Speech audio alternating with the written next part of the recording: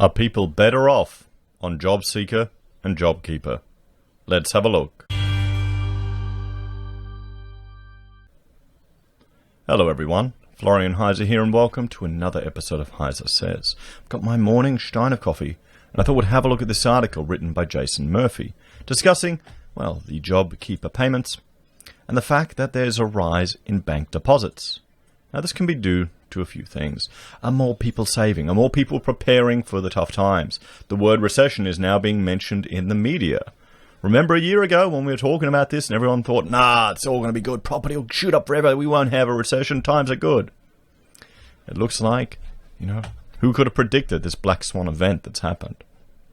So, but are people better off on Jobseeker or Jobkeeper than working? You've got some people that are saying in the comments they're having trouble getting staff, getting people in certain jobs, or that the only people that are applying are those that aren't eligible for these Jobseeker or Jobkeeper payments. Think about it. If you're getting $1,500 a fortnight, probably less after tax, but still, and then you remove all the burdens of having to go to work, the extra clothes, the food, the transportation, the childcare, that creates a disincentive to work. People aren't idiots. They're not idiots. If you look at the difference, the amount of hours you need to go work and the difference in money at the end, some people just will say, no, not going to bother. And that's part of the problem with having these mechanisms in place. It's part of the issue that all the softies who want to give everyone free money and not have to work, all the people who are arguing for UBI don't realize, we're not stupid. We're not stupid. If people can get paid just a little bit less or even the same from not working, what do you think people are going to do? I mean, come on. So let's have a look. We're in recession, but new figures shows Aussies are 12% richer than a year ago. And it's all thanks to the government's massive overcompensation. And remember, we have apparently a conservative government in power, everyone. There's very little difference between the two. Very little difference between the two. So there's something very weird and strange going on in the Australian economy right now. You have to check out the graph that the Commonwealth Government has made. It is a bit of a mind bender, so bear with me while I explain it. And that's a good thing that Jason does in these articles. He's exposing the masses who read news.com.au to some of these economic concepts and ideas. It's quite good. The most important part of this graph is the black line, and we can see that here. It shows how much money Australians are getting in their bank accounts this year compared to last year, from both wages and welfare. At the start of the year, pre-pandemic, the line was chugging along at about 4 to 5%. This means that if you add up all the money Aussies made in February, it was about 4 to 5% more than in February 2019, due to higher population, inflation, etc. Then the pandemic strikes. You expect the black line to fall as we make less money. But what happens? The black line goes up. You can see here. People are better off. Or are people just saving more? Are people just saving more? Wages and government benefits are paid. Contribute to a growth. 1 week smoothed. And there you go, wages and salaries. So look at this. Blue line is wages and salaries. And it's dropped off. Look at the government benefits. Look at that increase, guys. Compare the two. It should be the government benefits should have kept us at this level. Roughly.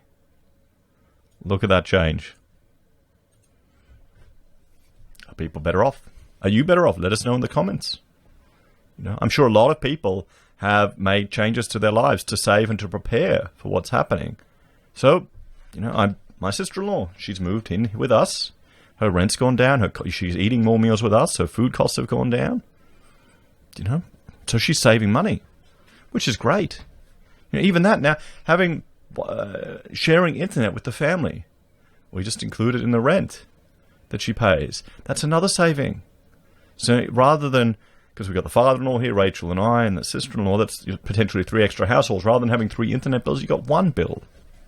And sure, I need to make it a little bit higher for the extra usage, but it's still cheaper than having 3 separate people with it, 3 separate households. So people are saving money. And we're hearing this again and again and again of just people consolidating their households to save, to prepare. So When the pandemic strikes, wage fall, blue bars. Wages fall. But government benefits go up, red bars. What is so surprising here is that the rise in government benefits is so large that the total income of Australians actually goes up, not down. We are, according to the proprietary data from the CBA, suddenly getting an additional 12% more money than last year. 12% more money than last year. The result is, we're in a recession where Australians are pocketing more money, not less. I'll read that again. We're in a recession where Australians are pocketing more money, not less. That is crazy. A recession's where Australians make more money. It isn't supposed to be like that. Well, the recession's only just started, hasn't it? And this is the thing. What's going to happen when all of this, when it crashes back down, when the support mechanisms disappear? What is going to happen then? We're going to feel the recession. We're going to feel it worse than otherwise. So that's why there's calls to extend it. That's why the banks are giving mortgage holidays now till March next year, some of them. And they're going to do that because they want to sell people. You've got to sell. You've got to sell. Get out. Wait till we start seeing people reveal that in the media. Recessions are by definition times of falling national income. Falling GDP, but Centrelink payments don't count to GDP. So we can have falling GDP. It is expected to fall a bit over 4% in the 3 months from March to June, but rising Australian incomes. The big payments affecting the red bars are the two $750 payments that went to pensioners and other welfare recipients early in this pandemic. The massive increase in the payments that used to be called the DOL, Jobseeker. There are almost 1.5 million people getting Jobseeker in May, doubling the numbers in January, and it is 550 higher than it used to be. There you go. There you go. Will that last, everyone? The red bars should not include Jobkeeper, the $1,500 wage subsidy, because they are paid to businesses then paid to their staff. Jobkeeper does affect the graph, though. The blue bars would have fallen much further without it. Now let me explain an annoying technical detail of the chart, because the red bars and blue bars are a bit confusing. You can't just read the value off the side of the chart. The size of the red bar, the red and blue bars, is their contribution to the height of the black line, not their absolute change. To lift total income by 6%, welfare has to go up much more than 6% because it is only a small share of total incomes. While wages and salaries have fallen, we know from other data they are down about 6% compared to earlier this year. Welfare has increased enormously, up about 300%. So we're a welfare nation now, everyone. We're a welfare nation. So Jobseeker, rolling total, annual change. There you go. The fact is hard to wrap your head around. The government has not just boosted welfare a little bit, it has boosted it enough to more than compensate Australia for the lost wages in this recession. I found it hard to believe at first. My skepticism was reduced, however, when the latest retail sales data came out. In this recession, retail spending has apparently gone up. Another topsy-turvy result in May, in the height of the pandemic, with lots of shops closed, Australians spent more money than usual, as the next chart shows. This is crazy, everyone. This is crazy. In March, we stocked up. In April, we stayed home. In May, I expected things to balance out. Instead, there was a surprise jump in spending. One explanation for this is that on aggregate, thanks to the $750 payments and the much higher Jobseeker payments, Australians actually have more money to spend than usual. It will be very interesting to see if this new higher rate of spending continues in June. The data comes out in a couple of weeks. So what the government must do now? What this surprising chart tells us is just how important government spending has been to keeping the economy from being even worse. If the private sector isn't spending, the government must. They've done that, and they've done it big time. Now just replace missing incomes. Not just replacing missing incomes, but adding a bit extra to help compensate for the fear and nervousness. Credit to the government for that. They're helping a lot. Once we understand that, it raises the stakes massively on what to do with Jobseeker and Jobkeeper in September. The Treasurer is scheduled to deliver a mini-budget in late July, and if he slashes spending so incomes actually fall in total across Australia, that's when we might get the traditional recession effect, with companies going bust and jobs being lost.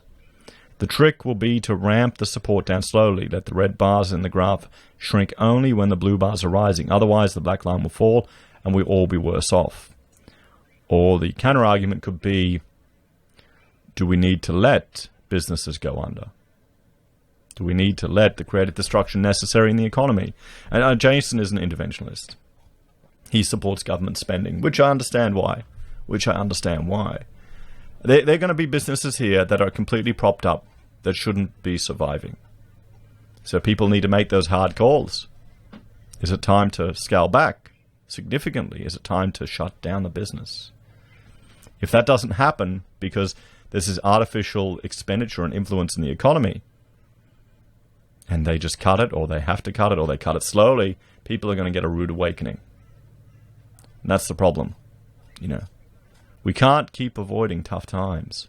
If we do, they're going to get all the worse. We need to get some resilience here. Let me know what you think in the comments, everyone. Let me know your thoughts and opinions.